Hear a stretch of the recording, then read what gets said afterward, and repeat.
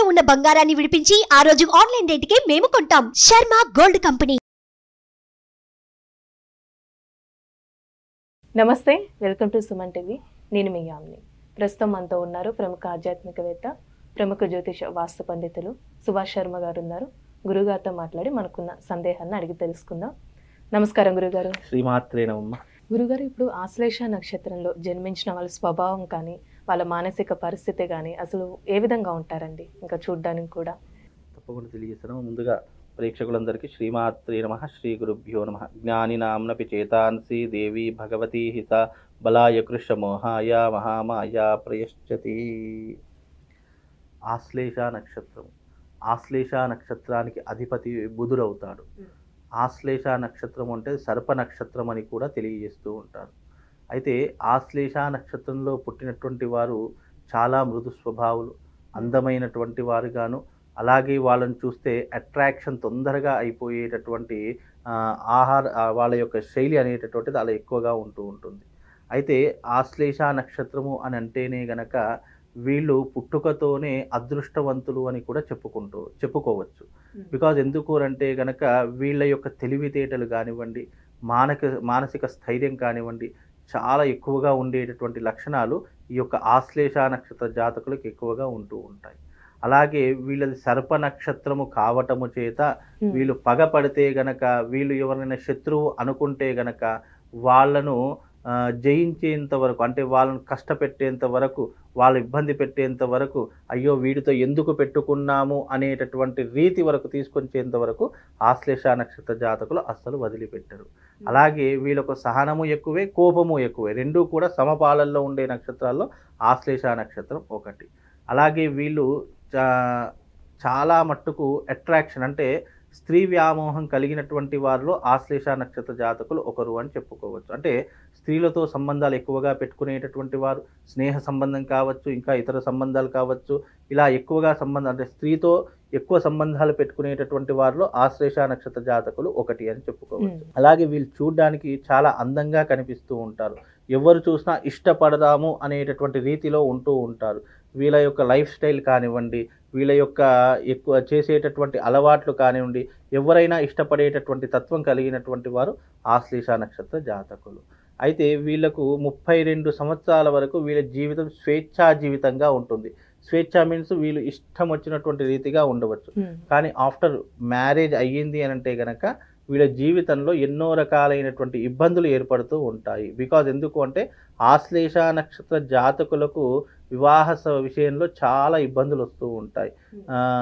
అంటే మొదటి వివాహం విడిపోవడం కానీ, భార్యాభర్తలకు పడకపోవడం కానివ్వండి, ఆఫ్టర్ మ్యారేజ్ అయ్యింది అని అంటే వీళ్ళ జీవితంలో ఏదో ఒక వెల్తీ ఉండడము, గిల్టీ ఫీలింగ్ ఉండడము, లేదు అని అంటే మ్యారేజ్ లైఫ్ అనేటటువంటి సాటిస్ఫాక్షన్గా లేకపోవడము వీళ్ళ జీవితంలో ఎక్కువగా ఉండేటటువంటి అవకాశాలు ఆశ్లేష నక్షత్ర జాతకంలో పుట్టినటువంటి వారికి ఎక్కువగా ఉంటాయి. అలానండి, నక్షత్రంలో జన్మించిన వాళ్ళకి ఆశ్లేష బలి పూజ చేస్తూ ఉంటారు కదా, అది అందరికీ వర్తిస్తుందా? ఆశ్లేష 100% అందరికీ వర్తిస్తుంది. ఆశ్లేష నక్షత్రంలో పుట్టిన ప్రతి ఒక్క జాతకుడు చేసుకోవలసినటువంటి ఏదైనా రెమెడీ ఉంది అని అంటే కనుక అది ఆశ్లేష నక్షత్ర బలి పూజా విధానం. ఆశ్లేష నక్షత్రంలో పుట్టిన వారు ఎందుకు చేసుకోవాలంటే, ఈ నక్షత్రంలో పుడితే వాళ్ళు సర్పదోషముతో పుట్టినటువంటి వారి కిందకి జమ వేస్తూ ఉంటారు. అంటే ఆశ్లేష నక్షత్రం అంటేనే సర్ప నక్షత్రము. అందులో చాలా కేటగిరీస్ ఉన్నాయి. ఆశ్లేష నక్షత్రం అయి ఉండి సర్పదోషము ఉంటే కనుక దానికి సర్ప బలి చేయించాలి. అలాగే ఆశ్లేష నక్షత్రంలో పుట్టి ఉండి కాలసర్పదోషం ఉంటే గనక గోదావరి నదీ తీర ప్రవాహ ప్రాంతంలో వాళ్ళ కాలసర్పదోష శాంతి చేయించుకోవాలి. అలాగే ఆశ్లేష నక్షత్రమై ఉండి రాహుకేతు మధ్యలో మిగతా గ్రహాలన్నీ బంధించబడి ఉంటే గనక వాళ్ళకు ఈ యొక్క ఆశ్లేష నక్షత్ర బలి అనేటటువంటిది చేయించాలి. అంటే దీనికి ప్రధానమైనటువంటిది ఆశ్లేష నక్షత్రంలో ఎవరైనా జన్మించినటువంటి వారు ఉంటే గనక వాళ్ళు జీవిత కాలంలో తప్పకుండా ఆశ్లేష బలి ఒక్కసారి చేయించుకోవాలి. అలా చేస్తేనే వాళ్ళు చేసినటువంటి పూర్వజన్మ పాపము కానివ్వండి, ఈ జన్మలో అనుభవించేటటువంటి వ్యాధి పీడలు కానివ్వండి, లేదు అంటే డబ్బుకు సంబంధించినటువంటి ఇబ్బందులు కానివ్వండి, తొలగిపోయేటటువంటి అవకాశాలు ఆశ్లేష నక్షత్ర బలి ద్వారా కలుగుతాయి. ముఖ్యంగా ఆశ్లేష నక్షత్రంలో పుట్టినటువంటి వారికి ప్లస్ పాయింట్స్ ఏంటంటే రూపవంతులు, మంచివాళ్ళు, అలాగే ఎలాంటి విషయాన్నైనా ఇట్టే సాధించేటటువంటి వ్యక్తులలో ఆశ్లేష నక్షత్రం వాళ్ళు ఎక్కువగా ఉంటూ ఉంటారు. వాళ్ళ మాటలతో మెస్మరైజ్ చేసేస్తూ ఉంటారు. వాళ్ళ పని సాధించుకోవడం కోసము ఎవరిని ఎంత మభ్యపెట్టాలో, ఎంత ఊహాలోకంలో తీసుకెళ్లాలో, ఎంత మెట్లెక్కాలో అంతవరకు ఎక్కిస్తూ ఉంటారు. వన్స్ వాళ్ళ పని అయిపోయింది అని అంటే కనుక వాళ్ళ కంటికి కూడా ఎవరు కనిపించరు. అలాంటి స్థితిలో ఈ ఆశ్లేష నక్షత్రం వాళ్ళు ఎక్కువగా ఉంటూ ఉంటారు. అంటే ఈ క్రోధినామ సంవత్సరంలో ఏ విధంగా ఉండొచ్చండి ఆశ్లేష నక్షత్రం? క్రోధినామ సంవత్సరంలో ఆశ్లేష నక్షత్రం కర్కాటక రాశి అవుతుంది. కర్కాటక రాశికి చంద్రుడు అధిపతి కాబట్టి ఈ కర్కాటక రాశి వారికి రాబోయేటటువంటి క్రోధినామ సంవత్సరము కొద్దిగా ఇబ్బంది ఉంది అని చెప్పుకోవచ్చు. గురువు మంచి స్థానంలో లేడు కనుక మంచి స్థానంలో లేడు కాబట్టి ఈ యొక్క కర్కాటక రాశి వారు ఎవరైతే ఉన్నారో కాస్త జాగ్రత్తగా ఉండడం ఇప్పుడు నేర్చుకోవాలి. అలాగే వీళ్ళు డబ్బు విషయంలో కానీ ఆర్థిక విషయంలో చాలా జాగ్రత్త వహించాలి. గుడ్డిగా ఎవరిని కూడా నమ్మకూడదు. ఎవరినైనా నమ్మారనుకోండి తప్పకుండా వీళ్ళు మోసపోయేటటువంటి అవకాశాలు ఎక్కువగా ఉంటాయి. డబ్బులు ఎవరికి పడితే వాళ్ళకి ఇవ్వకూడదు. దానికి జమానతు, షూరిటీ లేదంటే ప్రాపర్టీ షూరిటీ పెట్టుకొని ట్రాన్సాక్షన్స్ అనేటివి చేసుకోవచ్చు. కానీ అయ్యో పాపం అని చెప్పేసి ఎవరి మీద జాలి పడ్డామా ఆ జాలి కాస్త వీళ్ళకు అంటుకొని వాళ్ళ దారిద్ర్యం వీళ్ళకు అంటుకుంటుంది, వీళ్ళ అదృష్టం వాళ్ళకు అంటుకుంటుంది. అంతటి ఇబ్బంది ఉన్నటువంటి నక్షత్రం ఆశ్లేష నక్షత్రం. కనుక ఆశ్లేష నక్షత్రము అంటేనే ఉత్కృష్టమైనటువంటి నక్షత్రం అని నక్షత్రాలలో పేరు. కనుక ఈ ఉత్కృష్టమైనటువంటి ఆశ్లేష నక్షత్రం అనేటటువంటిది జీవితంలో అన్నీ బాగానే ఉంటాయి. కానీ కొన్ని సందర్భాలలో తొందరపడి తీసుకునేటటువంటి నిర్ణయాలకు వీళ్ళు జీవితాన్ని కోల్పోయేటటువంటి అవకాశాలు ఎక్కువగా కనిపిస్తూ ఉంటాయి. అలాగే ఆశ్లేష నక్షత్రంలో పుట్టినటువంటి వారు ఎవరి మాట వినరు. ముఖ్యంగా తల్లిదండ్రులు కానీ వాళ్ళు స్వేచ్ఛగా బ్రతకాలి, నా కాళ్ళ మీద నేను బ్రతకాలి, లేదా నాకు ఉన్నటువంటి నాలెడ్జ్లో నేను ఏదైనా సాధించగలను అనేటటువంటి ఆలోచనలు ఎక్కువగా ఉంటాయి. కొన్నిసార్లు అవి అతిగా మారిపోయి వీళ్ళ గతి తప్పేటటువంటి అవకాశాలు ఎక్కువగా ఆశ్లేష నక్షత్ర జాతకులకు ఉంటుంది. కనుక అలానే వీళ్ళకి కలిసి వచ్చే నక్షత్రాలు ఏంటండి వివాహ విషయానికి వస్తే? ఆశ్లేష నక్షత్రానికి శుభతారలు అనేటటువంటివి చాలా తక్కువ స్థాయిలో ఉంటాయి. 4-5 నక్షత్రాలు ఉంటాయి. అంతకు మించి ఆ అమ్మాయికి కానీ అబ్బాయికి. ఆశ్లేష నక్షత్రంలో పుట్టినటువంటి జాతకులకు మఘా నక్షత్రం ఒకటి, ఉత్తరా నక్షత్రము, చిత్తా నక్షత్రము, మూలా నక్షత్రము, ఉత్తరాషాఢ, ధనిష్ట ఈ నక్షత్రాలు వీళ్ళ జీవితంలో కలిసి వచ్చేటటువంటి నక్షత్రాలు. ఇక మిగతా నక్షత్రాలన్నీ కూడా దీనికి వ్యతిరేకమైనటువంటి నక్షత్రాలే. వీళ్ళు ఎవరితో కూడా తొందరగా ఇమ్మడలేరు, అంటే అడ్జస్ట్మెంట్ కాలేరు. ఎందుకు అనంటే బికాజ్ వీళ్ళ యొక్క లైఫ్ స్టైల్ కానీ వీళ్ళ ఆలోచన తీరు కానీ పక్కకి ఎవరైనా ఉన్నా కానీ వాళ్ళ గురించి పట్టించుకోరు.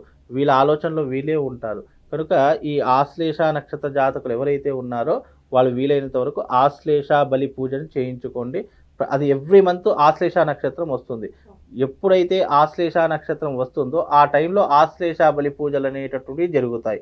కనుక ఈ ఆశ్లేష నక్షత్రంలో జన్మించిన ప్రతి ఒక్కరూ కూడా తమ జీవిత కాలంలో ఒకసారైనా చేసుకునేటటువంటిది ఆశ్లేష బలి పూజా విధానము.